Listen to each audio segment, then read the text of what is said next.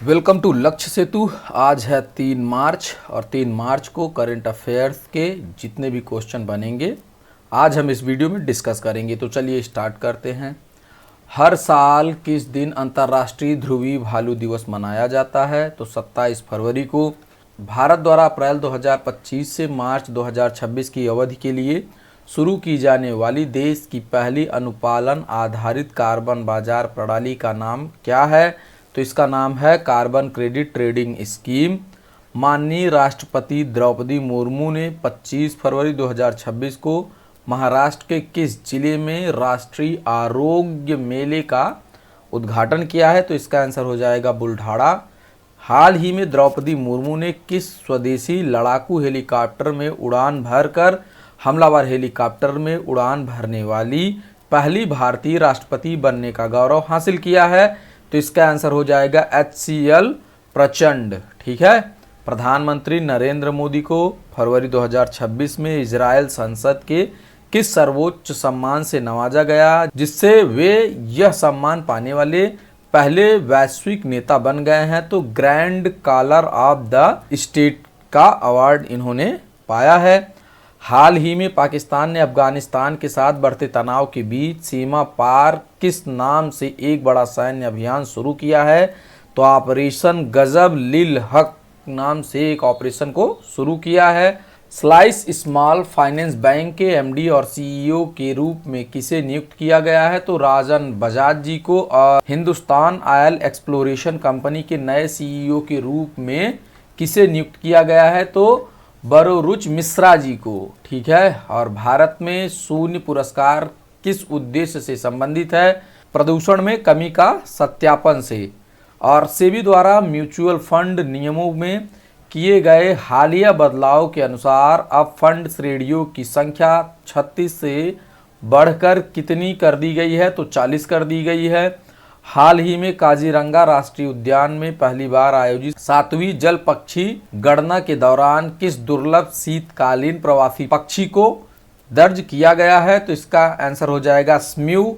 और हाल ही में cell reporters medicine में प्रकाशित शोध के अनुसार वैज्ञानिकों ने एप्स्टीन बार वायरस को कोशिकाओं में प्रवेश करने से रोकने के लिए किन 2 प्रमुख प्रोटीन को लक्षित करने वाले एंटीबॉडी विकसित किए हैं? तो इसका आंसर हो जाएगा GH और GL और GP42। ठीक है। तेलंगाना पुलिस और साइबर सुरक्षा ब्यूरो द्वारा राज्य में म्यूल बैंक खातों और संगठित साइबर अपराध नेटवर्क को खत्म करने के लिए शुरू किए गए अभियान का नाम क्या है? तो ऑपरेशन क्रैकडाउन इसका नाम रखा गया है। ठीक है। ये तो है कल का रिवीजन। अगर वीडियो आप लोगों को अच्छी लग रही हो तो वीडियो को लाइक शेयर सब्सक्राइब जरूर करेंगे। तो चलिए आगे बढ़ते हैं और देखते हैं आज का क्वेश्चन। निम्न में से किस दिन हर साल विश्व नागरिक सुरक्षा दिवस मनाया जाता है? तो इसे 1 मार्च को मनाया जाता है। 1 मार्च को विश्व नागरिक सुरक्षा दिवस मनाया जाता है। इसे 1990 में अंतर्राष्ट्रीय नागरिक सुरक्षा संगठन द्वारा अपनी संविधान स्थापना की याद में शुरू किया गया था। ठीक है। तो नेक्स्ट क्वेश्चन है, फरवरी 2026 में प्रोजेक्ट चीता के तहत 9 चीतों यानी 6 मादा और 3 नर की नई खेप को किस देश से लाकर मध्य प्रदेश के कुनो राष्ट्रीय उद्यान में छोड़ा गया है? तो इसका आंसर हो जाएगा बोत्सवाना। ठीक है। बोत्सवाना से इसे लाया गया है। और कहाँ लाया गया है? कुनो राष्ट्रीय उद्यान में। ठीक है। तो इन 9 नए चीतों के आने के बाद भारत में चीतों की कुल संख्या 48 हो गई है, जिससे भारत में जन्मे 28 शावक भी शामिल हैं। इन्हें भारतीय वायुसेना के C-17 ग्लोब मास्टर विमान द्वारा बोत्सवाना के गैबोरोन से ग्वालियर लाया गया और फिर हेलीकॉप्टर द्वारा कुनो पहुंचाया गया। ठीक है। प्रोजेक्ट चीता भारत में चीतों को 1952 में लुप्त घोषित कर दिया गया था। 2022 में शुरू हुए इस प्रोजेक्ट का लक्ष्य अफ्रीका के बाहर चीतों की एक स्वतंत्र और स्थिर आबादी स्थापित करना है। यह परियोजना न केवल चीतों को वापस ला रही है बल्कि भारत के घास के मैदानों के पारिस्थितिकी तंत्र को बहाल करने में मदद भी कर रही है। ठीक है। तो नेक्स्ट क्वेश्चन है, स्वतंत्रता से पहले परिकल्पित 301 किलोमीटर लंबी खुर्दा रोड बलांगिरी रेलवे लाइन परियोजना जो अगले वर्ष पूरी होने वाली है, ओडिशा के किन जिलों को पहली बार रेल नेटवर्क से जोड़ती है? तो इसका आंसर हो जाएगा नयागढ़, सोनपुर और बौद्ध। ठीक है, तो ये 3 जिलों को ये जोड़ती है। इस परियोजना में 4.77 किलोमीटर लंबा वायडक्ट बनाया जा रहा है, जो असम के बोगीबील पुल के बाद भारतीय रेलवे का दूसरा सबसे लंबा पुल होगा। इस रेलवे लाइन का 75 किलोमीटर लंबा हिस्सा सतकोशिया टाइगर रिजर्व और बैसीपल्ली अभयारण्य से गुजरता है। हाथियों और अन्य जानवरों की सुरक्षा के लिए 12 अंडरपास और 6 ओवरपास और 7 सुरंगें बनाई गई हैं। इस परियोजना निर्माण के दौरान ऊंचे पुलों का उपयोग करके लगभग 2 लाख पेड़ों को कटने से बचाया गया है। साथ ही सुरंग की छतों को चारागाह के रूप में विकसित किया जाएगा। तो नेक्स्ट क्वेश्चन है, भारत में माइक्रोन की सेमीकंडक्टर ATMP सुविधा कहाँ स्थित है? तो इसका आंसर हो जाएगा सानंद में। ये जो है सानंद गुजरात में स्थित है। ठीक है, अमेरिकी कंपनी माइक्रोन टेक्नोलॉजी ने सानंद में अपना परिचालन शुरू कर दिया है और अपना पहला DRAM मॉड्यूल डेल टेक्नोलॉजीज को भेजा है। इस संयंत्र में 5 लाख वर्ग फुट का क्लास 1000 क्लीन रूम है, जो दुनिया में अपनी तरह का सबसे बड़ा है। यह चिप निर्माण के लिए धूल के कणों से मुक्त वातावरण सुनिश्चित करता है। यह संयंत्र मुख्य रूप से ड्रैम यानी स्मार्टफोन और PC के लिए मेमोरी और NAND स्टोरेज के लिए फ्लैक्स मेमोरी का निर्माण करेगी। इसका लक्ष्य 2027 तक सालाना 1 अरब IC तैयार करना है। तो नेक्स्ट क्वेश्चन है, वाराणसी ने 1 घंटे में कितने पौधे लगाकर गिनीज वर्ल्ड रिकॉर्ड्स में अपना नाम दर्ज कराया है? तो इसका आंसर हो जाएगा 2,51,446 पेड़ लगाकर ये लोग जो है वर्ल्ड रिकॉर्ड दर्ज कराए हैं। ठीक है, तो वाराणसी ने सूजाबाद डोमारी क्षेत्र में मात्र 60 मिनट में 2.51 लाख से अधिक पौधे लगाए, जबकि चीन का पिछला रिकॉर्ड 1.53 लाख पौधों का था। ठीक है, इसका मतलब है कि इसके पहले चीन ने जो है ये रिकॉर्ड हासिल किया था और उसके बाद इस रिकॉर्ड को भारत ने तोड़ दिया है। इस शहरी वन को विकसित करने के लिए प्रसिद्ध जापानी मियावाकी पद्धति का उपयोग किया गया है। ठीक है, तो इसको याद रखेंगे कि मियावाकी पद्धति का उपयोग किया गया है, जिससे जंगल सामान्य की तुलना में 10 गुना तेजी से और 30 गुना अधिक घना बढ़ता है। ठीक है, और यहाँ 27 देसी प्रजातियां लगाई गई हैं, जिनमें औषधीय पौधे जैसे अश्वगंधा, गिलोय और फलदार वृक्ष आम, अमरूद शामिल हैं। और पूरे क्षेत्र को 60 सेक्टरों में बांटा गया है, जिसका नाम काशी के प्रसिद्ध घाटों पर रखा गया है। ठीक है, रिकॉर्ड का सत्यापन ड्रोन निगरानी और डिजिटल प्रणालियों से किया गया।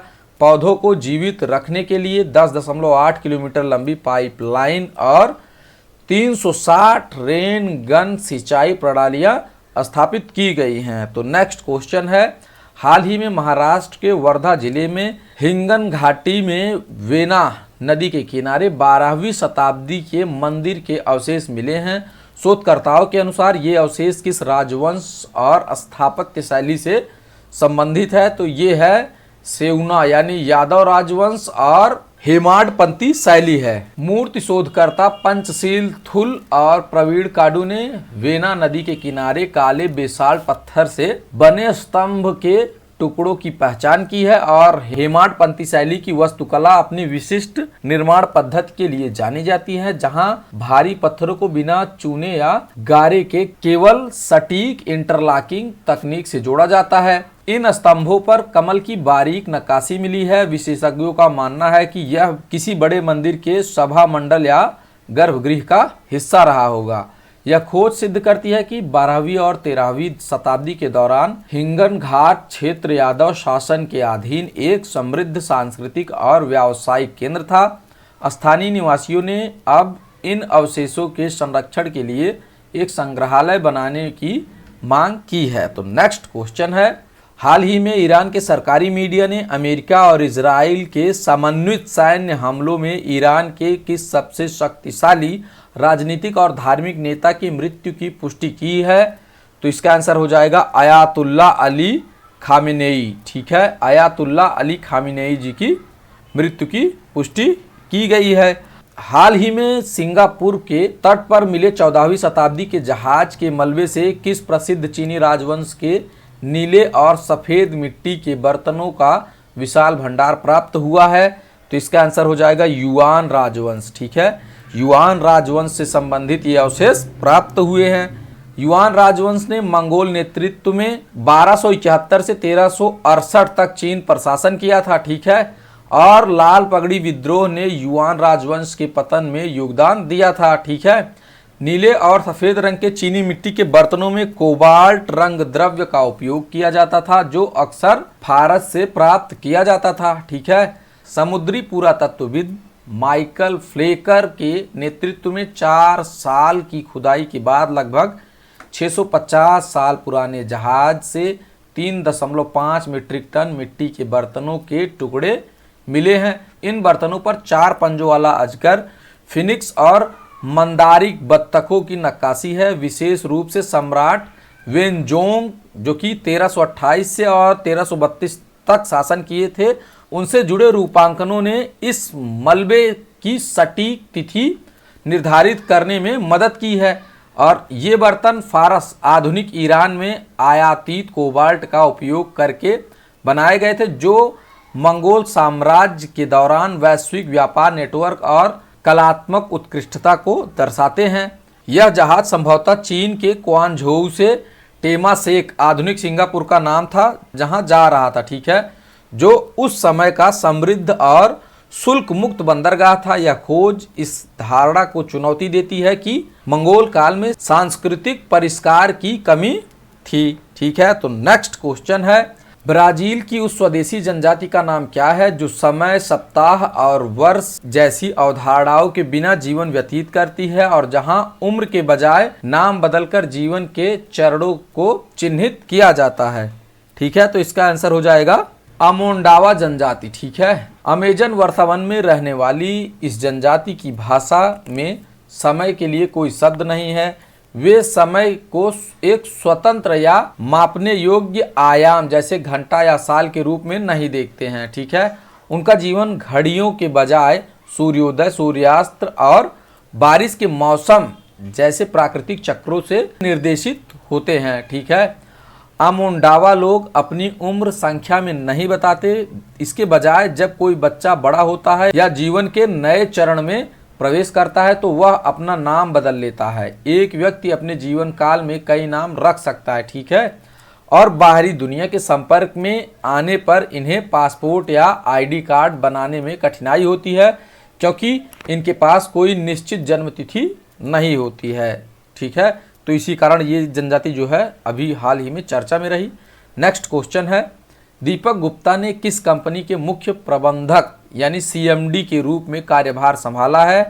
तो इसका आंसर हो जाएगा गेल इंडिया लिमिटेड में। ठीक है, तो नेक्स्ट क्वेश्चन है, हाल ही में साइंटिफिक रिपोर्ट पत्रिका में प्रकाशित शोध के अनुसार असम के एक कुएं से खोजी गई अंधी और रंगहीन मछली की नई प्रजाति और वंश का नाम क्या है? तो इसका आंसर हो जाएगा गिटचक नाकाना।